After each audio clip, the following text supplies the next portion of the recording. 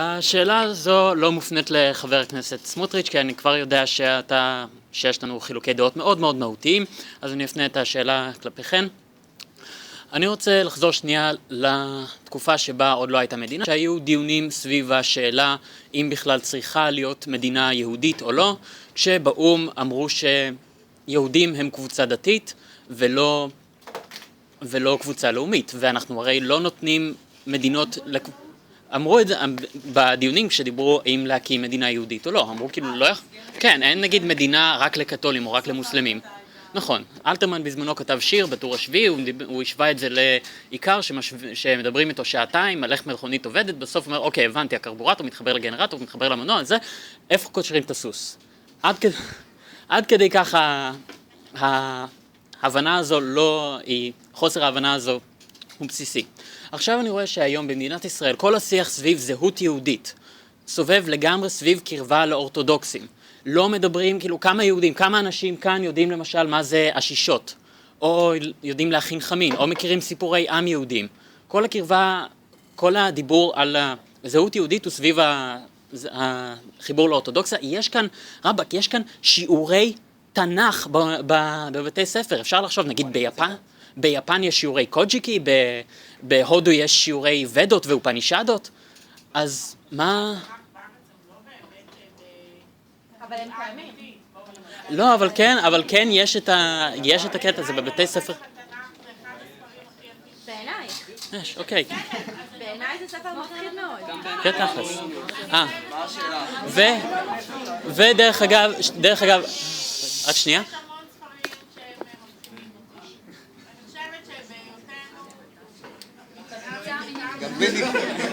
גם בני גורן מפחיד הרבה. אוקיי, שנייה רגע, רק עוד שתי הערות רק לחבר הכנסת סמוטריץ'. אם תבדוק את הממצאים הארכיאולוגיים, תגלה שהם כולם או סותרים, או את זה שהייתה יציאת מצרים, או שפשוט אין עדויות שכן תומכות בזה. ודבר שני, אתה זוכר את כל הטררם שהיה סביב, שהרבה אנשים דיברו בחדשות, וזה על זה שהורים משאירים את הילדים שלהם בקיץ, באוטו בלי חלונות, והילדים מתים. יותר תינוקות מתו בברית מילה. מאשר, כן, אני רציני לגמרי, אתה יכול לבדוק את זה, ומבחינתי, דרך אגב, in my book מדובר בקורבן אדם. בוא נסכם בזה שאנחנו לא נפתח כאן דיון שיוכיח שהייתה יציאת מצרים, אוקיי, בסדר, כן, רק שתיקח בחשבון כמה, את הלגיטימיות של הייתה יציאת מצרים, אוקיי, בסדר. עבר מפואר, אבל בעזרת השם מתחיל עוד יותר מפואר. אוקיי, אז אני רוצה לשאול כאילו, אם ככה אתן חושבות שזה זהות יהודית, איך אתן, מקדמות, מה אתן מציעות במקום הקרבה הזו לדת? אוקיי. סבבה.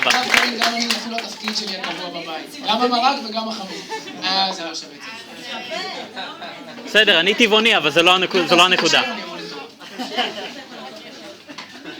ולמה צריך לתקצב את זה בכלל? למה צריך בכלל לתקצב רבנות?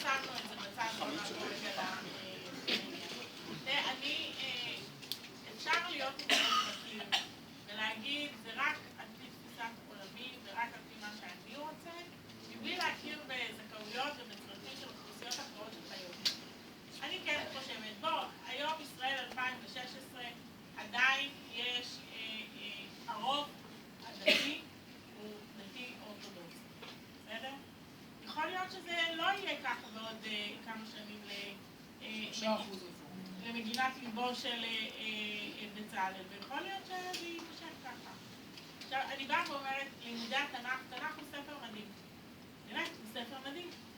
ואם לומדים את החטא ועונשו, אני רוצה שהילד שלי ילמד גם תנ"ך. אני לא רואה בזה שום דבר מסוים. כן, אבל רק שיעור שלם בשביל זה? שיעור שלם. עדיף ללמוד זואולוגיה, זה הרבה יותר יעיל. תכלס. אני אומרת, אם זה היה רק לימודי תנ"ך, בוודאי שהייתי מתרעמת. אבל שיעור אחד בשבוע, במשך 7 שנים, לא נשמע לי בעייתי. 2 ובגרות. במיוחד, לא כולם חייבים לעשות בגרות בתנ"ך. כן, דווקא כן. כן.